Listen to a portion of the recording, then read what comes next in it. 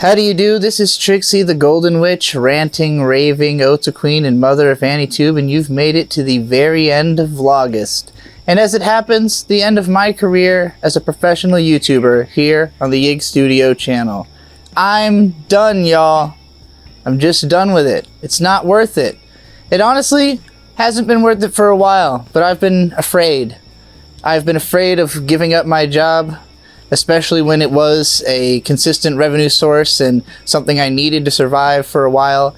But I'm in a situation now where I'm able to explore and be artistic because of the fact that I am, living with the ASE Presents studio. So having a roof over my head and not having to worry about paying rent means that I don't have to really put in the insane amount of effort I've been putting in to make less than minimum wage for the last year or so. YouTube has punished my channel. I don't think I can recover.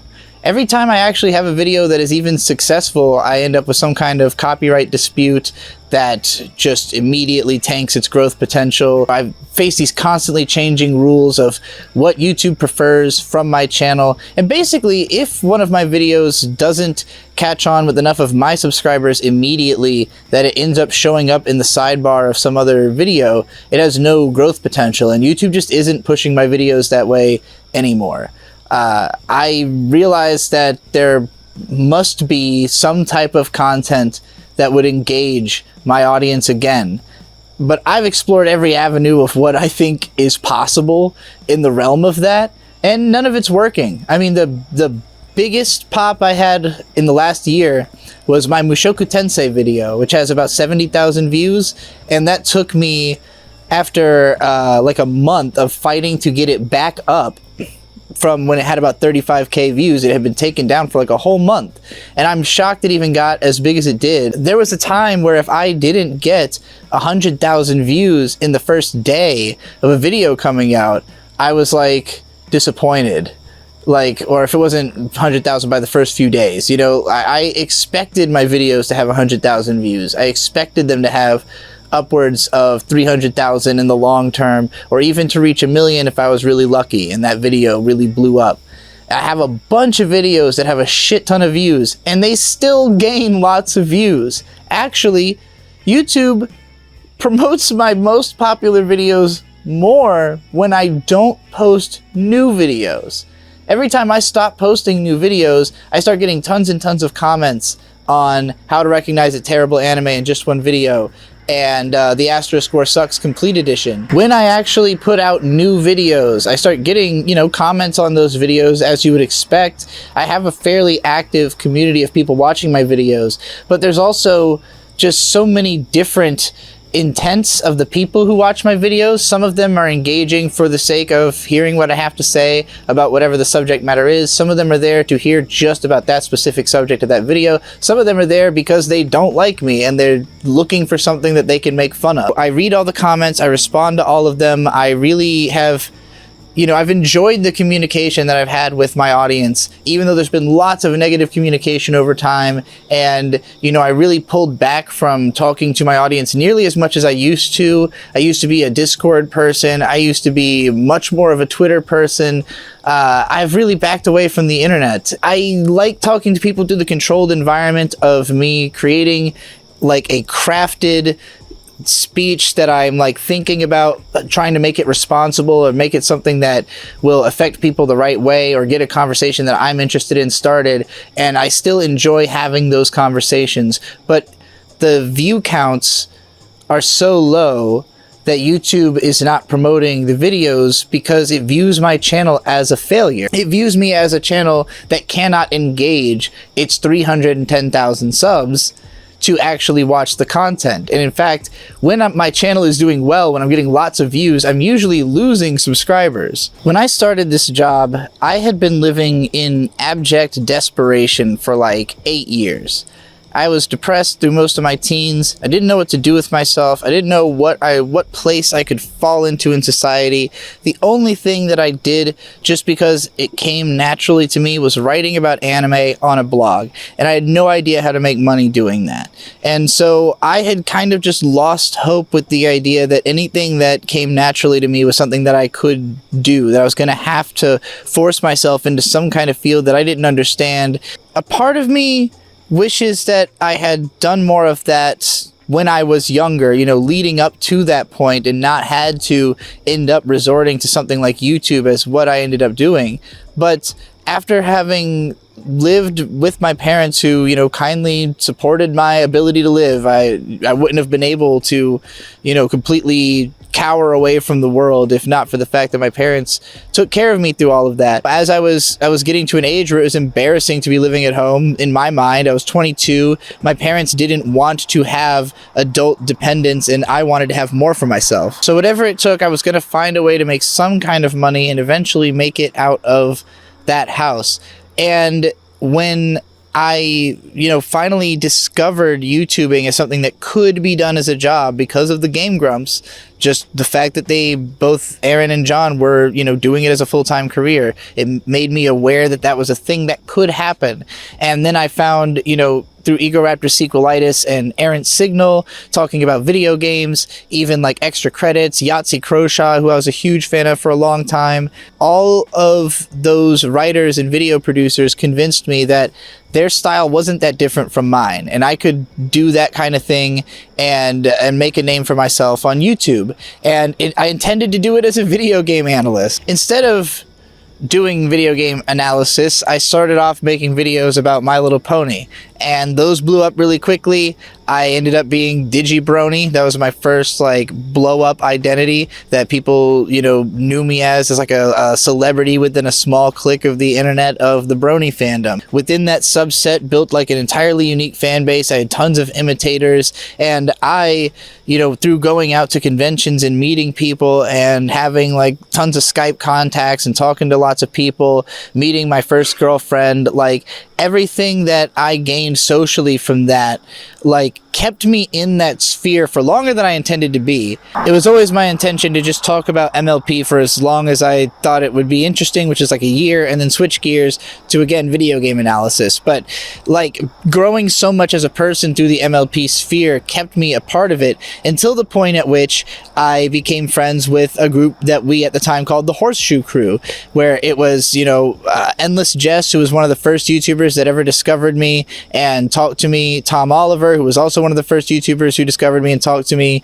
the two best brothers who bitch about ponies, Ben Saint and Nate, the best guy ever, and Give and Take, and Mage, who I had not talked to as much, but was also a part of our group when we made a podcast out of having a Skype group that all of us were in eventually after we had all gotten to know each other. And because of the fact that we had so much fulfillment in the friendship of that group, I kind of distanced myself from the celebrity because I quickly became disillusioned to the way that people treat celebrities. There's plenty of celebrities who've spoken about this. If you've never heard the song The Way I Am by Eminem, or Jay-Z's verse on So Appalled by Kanye back on the My Beautiful Dark Twisted Fantasy album, both of those are songs that perfectly express how I was feeling by the end of my time in the Brony community. And so I really just didn't want to be a part of that identity anymore, and I wanted to move on to talking about something more interesting and see if there was a fan base that would appreciate kind of writing I was doing that wasn't quite so abrasively self-absorbed. So I left the Brony community. I became an anime YouTuber again.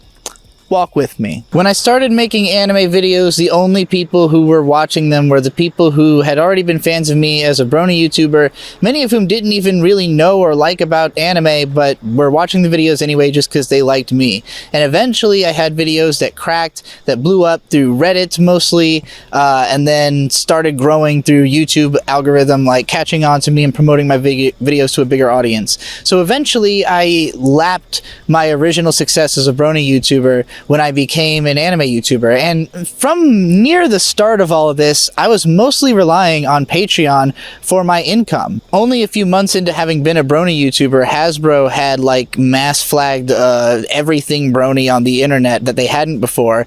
And so I had lost monetization for a long time. I was only making money through Patreon, and it was only like $600 a month for a while. Eventually, I got up to like a couple thousand, and as I was growing, I really didn't know like what height I was trying to achieve, where I was trying to go.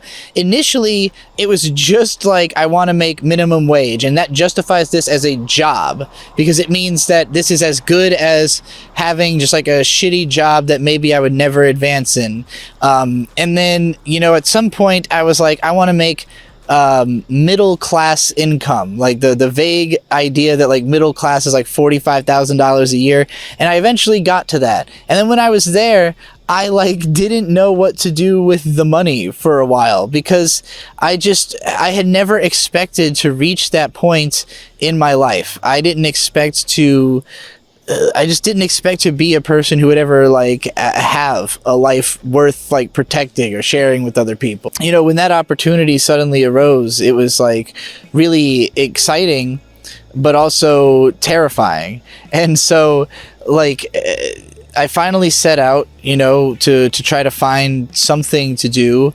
I met my second girlfriend, my first fiance, and you know, you may remember having been pretty heavily involved in the channel, and I learned a lot about myself through that relationship, through having somebody that I put all of my trust in and spent all of my time with, and really like ran all of my ideas through. Got a closer sense of myself and like what I expect from myself as a person, and like what it means to really communicate with someone else, and also how that communication could totally fail, as that relationship did. And I made a lot of huge mistakes in that period of my life, especially with regards to money. I didn't know the value of it. I didn't know what I was trying to build or what I was trying to protect, because I didn't know who I was. I didn't know long term who I thought I was supposed to be, like what kind of person I was meant to become through making more money or having more connections. You know, I started going to conventions around this time that like I was actually invited to, and like flown out to Anime Expo and Crunchyroll Expo. And when I finally did those things, I was so much more interested in self-exploration that I was going through with my girlfriend at the time, that I didn't even want to go to those conventions. Like, I was over celebrity life. I was really trying to figure out myself and figure out like what my domestic self was supposed to be. And it never really clicked into place. That whole relationship, I was trying to be like a husband, and I'm just not that person. I was like attaching myself to this masculine ideal that I had in my mind of like what a man has to be, because if I didn't live up to that, it just wouldn't make sense for me to remain the way that I was, like shielding myself from actually expressing like the kind of appearance and like personhood that I was looking for in life, you know? I'm gonna head over there.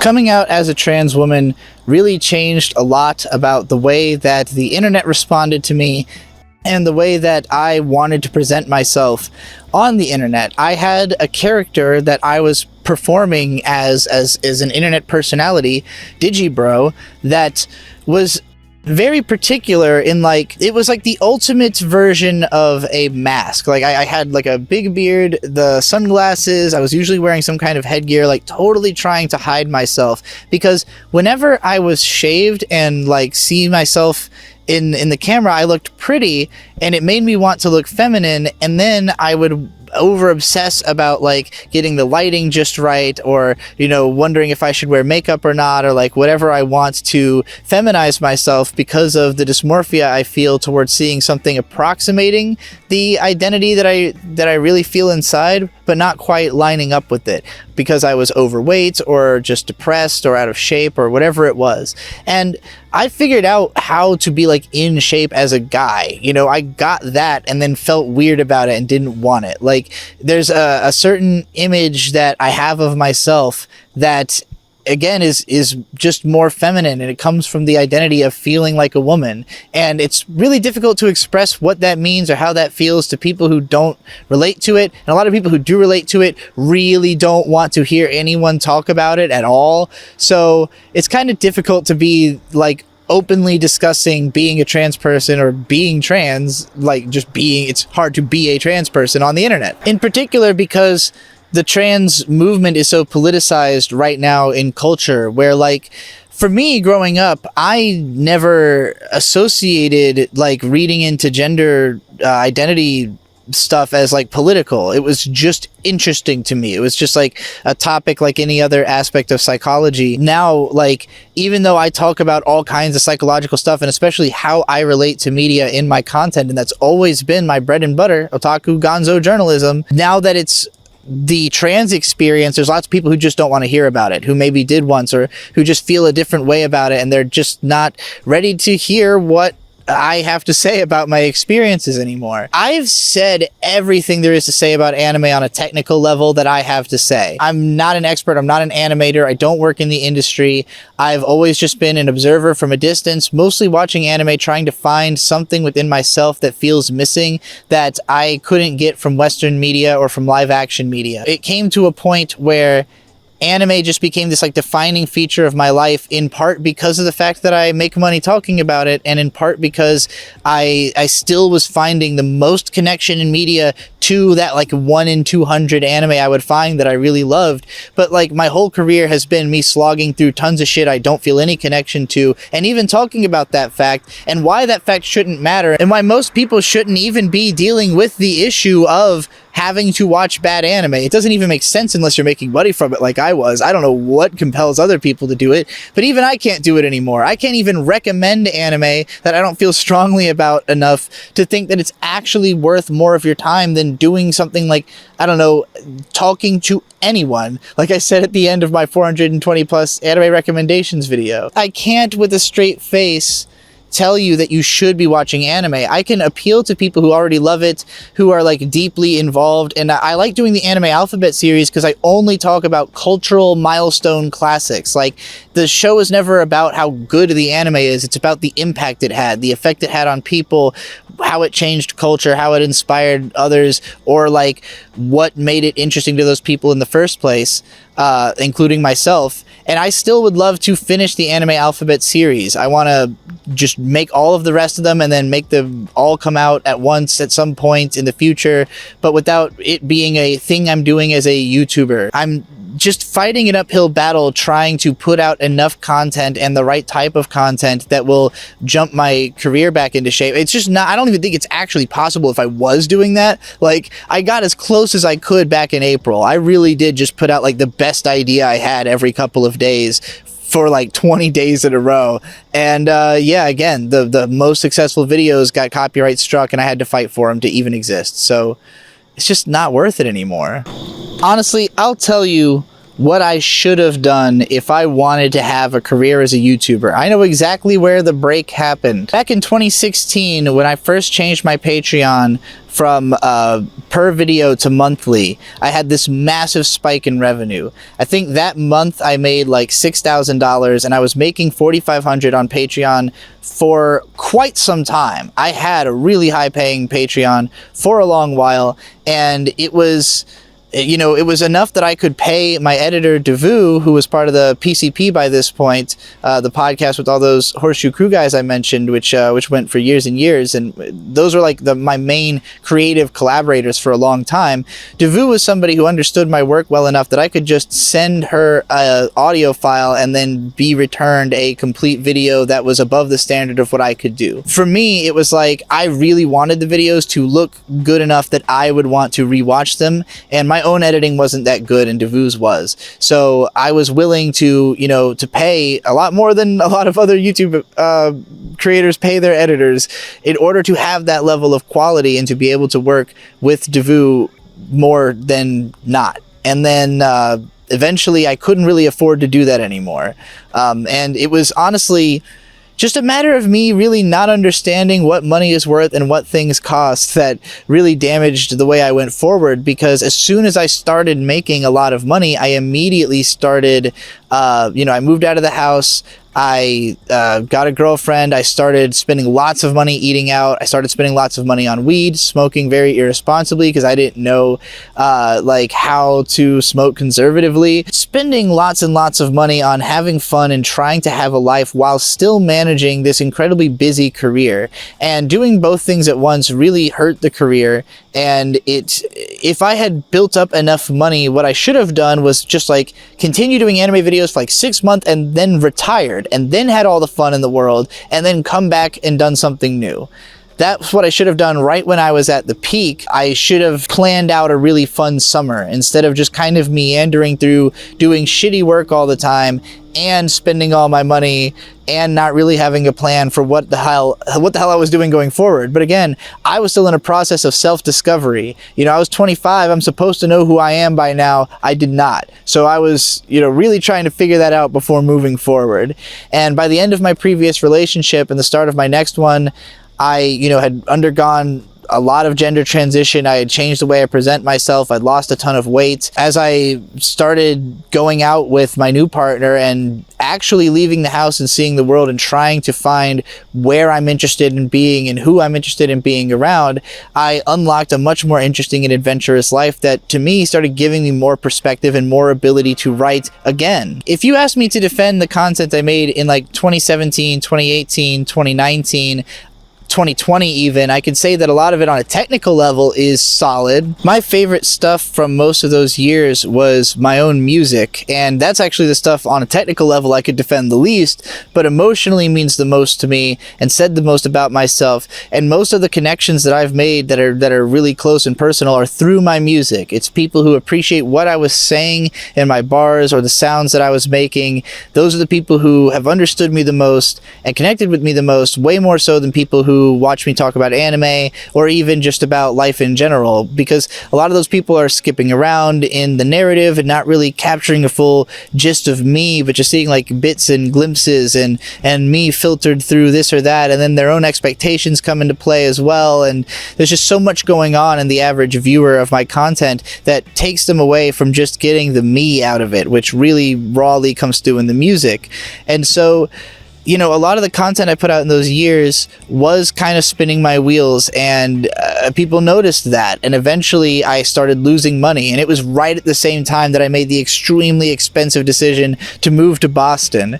And so I've been kind of floundering on a money level ever since then, because I had a rent that was way too high for the amount of money that I was making at the time. After I moved to Virginia Beach, I started to recover somewhat, but it was slow growing, and I wasn't really catching up to the debt that I was accruing by way of that Boston living. When my ex was finally moved out and I ended up with my new friends in the ASE Presents crew, all of us were really interested in making stuff together. I wanted to get an RV, put all of us in it, and drive around the country just meeting people and making stuff. That was my plan.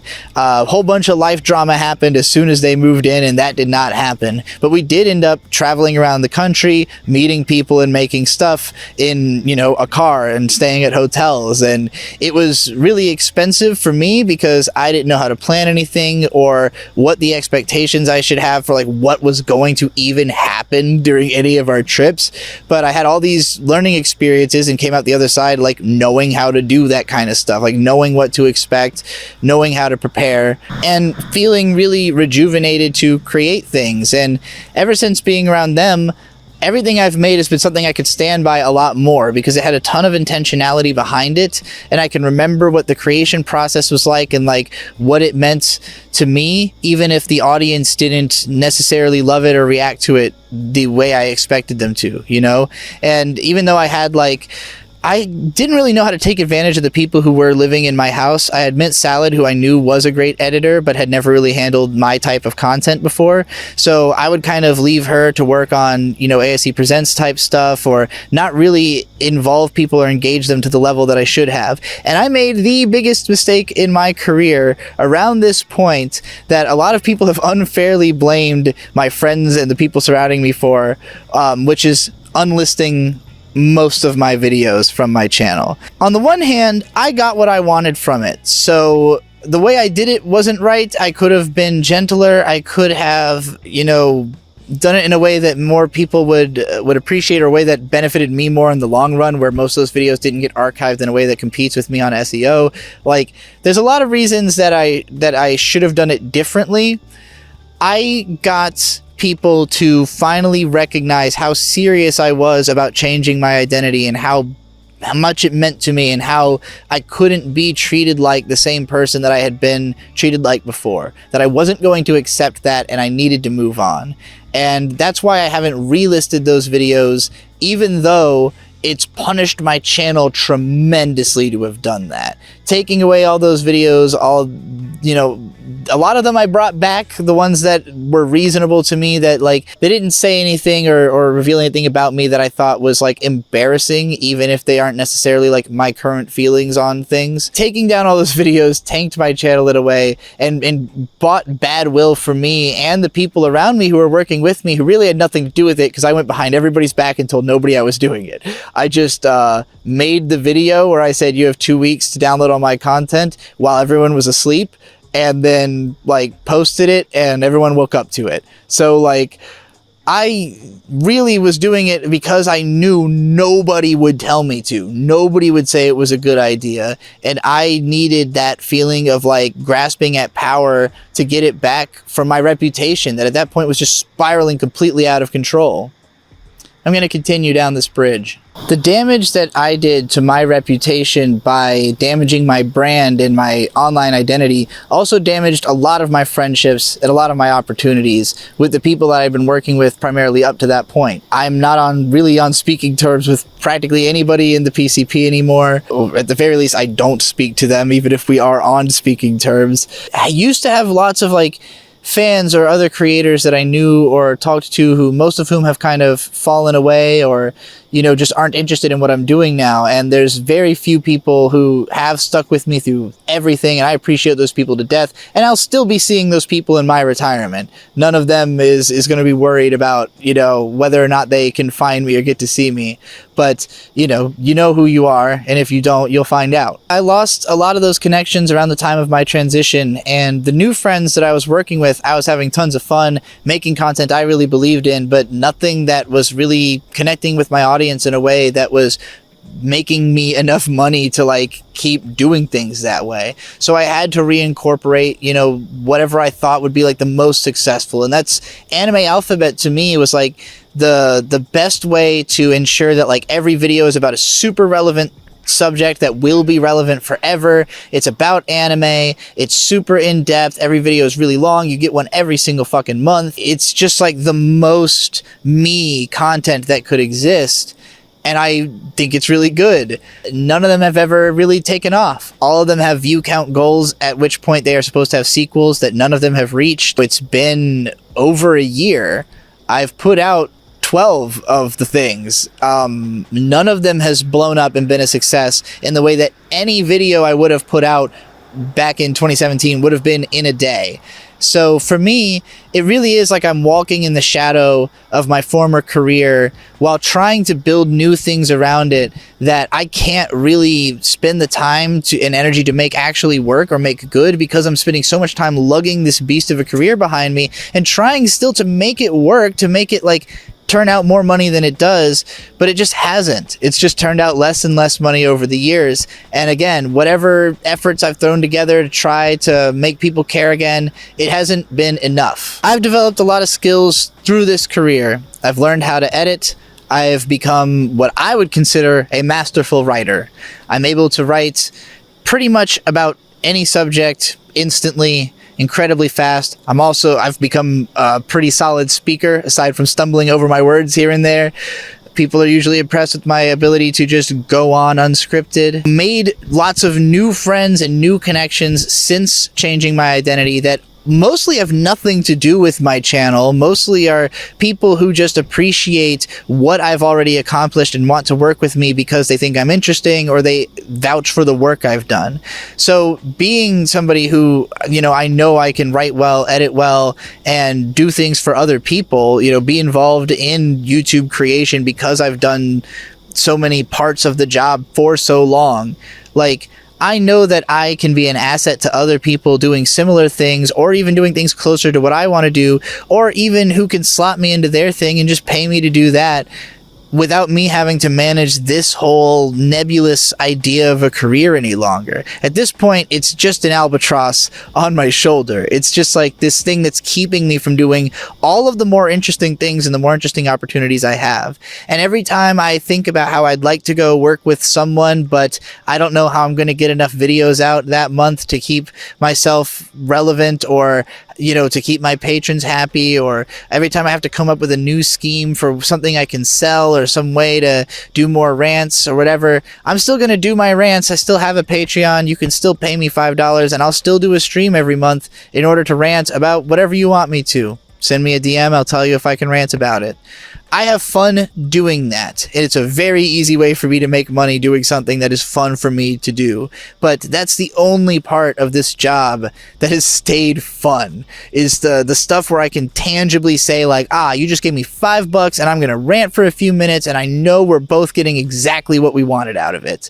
And otherwise, it's me trying to figure out where is the intersection of something people want and something I would want to do that they would want me to do. I just can't anymore. I'm old and tired. My body can't take sitting in chairs for 12 hours doing fucking long anime video edits anymore.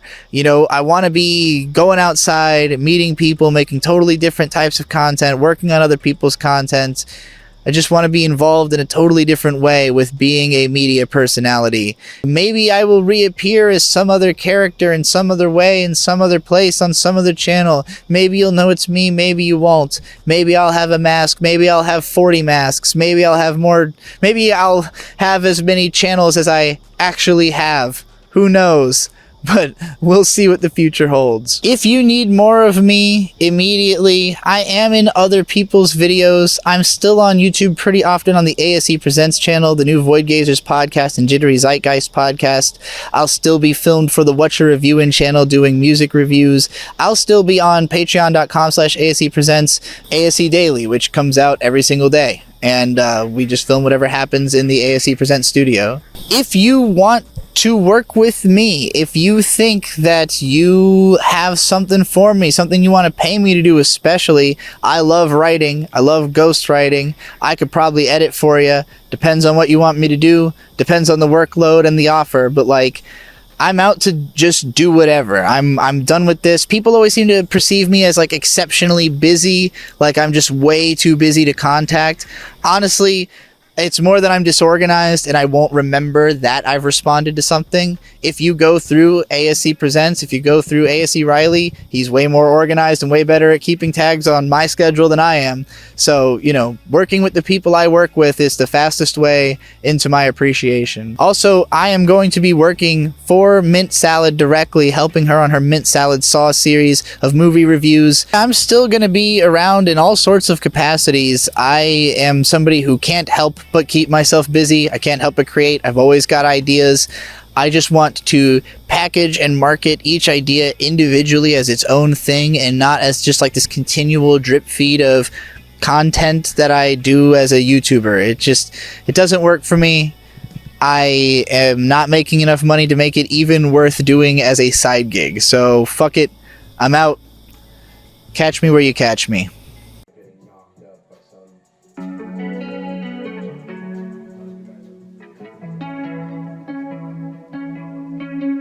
So I go AFK. Oh, and remember, every day forever.